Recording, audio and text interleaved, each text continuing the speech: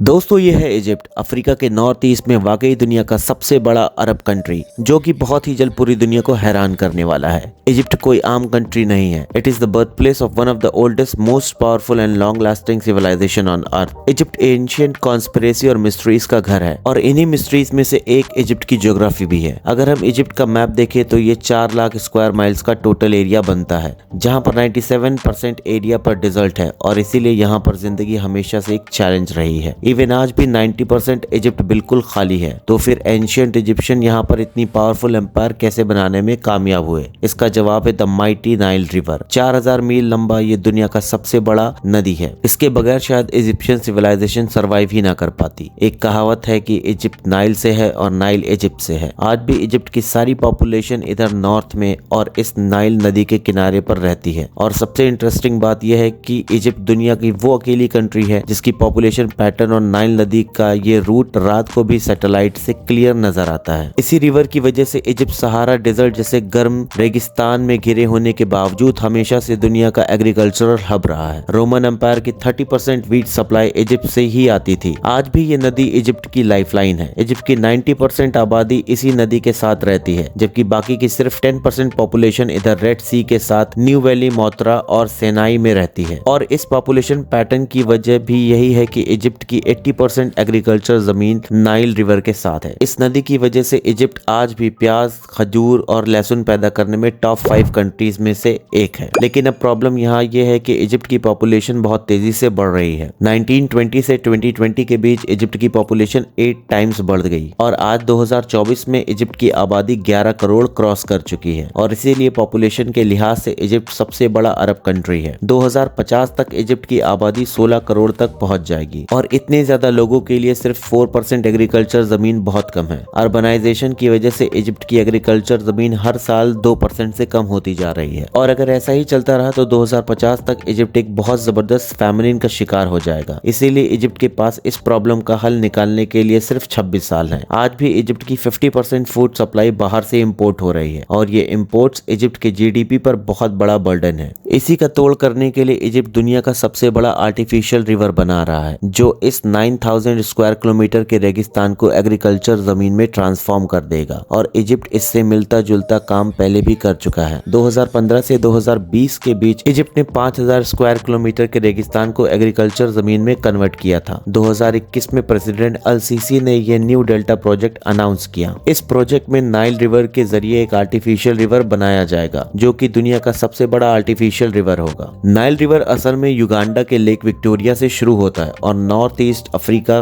को क्रॉस करते हुए मेडिटेरियन सी में जाकर गिरता है। अब हो ये रहा है कि इस नाइल रिवर से ही खेतों को ऐसे एक ब्रांच के जरिए पानी पहुंचाया जाएगा, जिसे रोजेटा ब्रांच कहते हैं। अब ये सारा वेस्ट वाटर होता है जो खेतों से आता है, और यही पानी बाद में मेडिटेरियन सी में जाकर गिरता है। तो अब इजिप्ट कर ये रहा है कि इसी ब्रांच को मेडिटेरियन सी में गिराने के बजाय उसे एक आर्टिफिशियल रिवर बना रहा है। इस रिवर का रूट कुछ ऐसा है कि ये इस रोजेटा ब्रांच से शुरू होगा और मेडिटेरेनियन सी की कोस्ट लाइन के साथ 50 किलोमीटर चलने के बाद इधर नाइल डेल्टा के एज पे आकर रुकेगा। यहाँ पर 10 3-3 मीटर्स के पाइप से इस दरिया का पानी 64 किलोमीटर दूर रेगिस्तान के बीच इस अल हमाम वाटर ट्रीटमेंट प्लांट तक पहुंचाया जाएगा, और यहाँ पर 7.5 मिलियन क्यूबिक मीटर्स पानी को साफ किया जाएगा, ताकि उसे फिर यहाँ से खेतीबाड़ी के लिए यूज किया जा सके। इसी तरह इस प्लांट से 125 किलोमीटर दूर इधर ईस्टर्न साइड पर नाइल रिवर से डायरेक्ट पाइप्स के जरिए पानी पहुंचाया जाएगा, और इस तरह इन दो वाटर सप्लाई की मदद से इस 9000 स्क्वायर किलोमीटर्स के एरिया को लश ग्रीन बना दिया जाएगा। इस तरह से इजिप्ट की एग्रीकल्चरल लैंड 23% तक बढ़ जाएगी, और यहाँ पर बहुत से क्रॉप्स उगाए जा सकेंगे। और फिर कोस्ट लाइन के करीब होने की वजह से इस प्रोजेक्ट से लाखों लोगों के लिए खाने का इंतजाम किया जा सकेगा। 50 लाख लोगों के लिए जॉब्स क्रिएट होंगी, और इजिप्ट की फूड इंपोर्ट पर से डिपेंडेंसी बिल्कुल खत्म हो जाएगी। इस प्रोजेक्ट पर तेजी से काम हो रहा है। 2023 में कंस्ट्रक्शनल साइट के सैटेलाइट इमेज रिलीज हुए, जिनमें देखा जा सकता है कि कैसे ये प्रोजेक्ट 40% तक कंप्लीट हो चुका है। जून 2023 में यहाँ पर पहली दफा फ्रेश वाटर भी छोड़ा गया। इसी तरह सैटेलाइट इमेज में ये भी देखा जा सकता है कि इस ट्रीटमेंट प्लांट के वेस्ट में ये सर्कुलर फील्ड भी बनाई गई है, जहाँ पर फुल स्पीड से इरिगेशन जारी है। कुल मिलाकर अगर इसी स्पीड से काम चलता रहा तो अगले 2 साल में ये प्रोजेक्ट कंप्लीट होकर इजिप्ट की तकदीर को बदल देगा। लेकिन दूसरी तरफ इजिप्ट कुछ ऐसे सरप्राइजिंग डिसीजन भी ले रहा है जिनकी वजह से उसे बहुत भारी कीमत चुकानी पड़ सकती है। जैसे कि 2015 में इजिप्शियन गवर्नमेंट ने अनाउंस किया कि वो इजिप्ट का कैपिटल कायरो से चेंज करके 50 किलोमीटर दूर इस सहारा में एक नया शहर बनाएंगे, जिस पर 2016 से कंस्ट्रक्शन जारी है। मगर इस इन्वेस्टमेंट की वजह से इजिप्ट $58 बिलियन के डेट में चला गया और यहाँ पर एंट्री हुई यूएई की। यूएई और कायरो ने एक डील साइन की जिसके मुताबिक यूएई ने इजिप्ट से उसका एक शहर रस अल हेकमा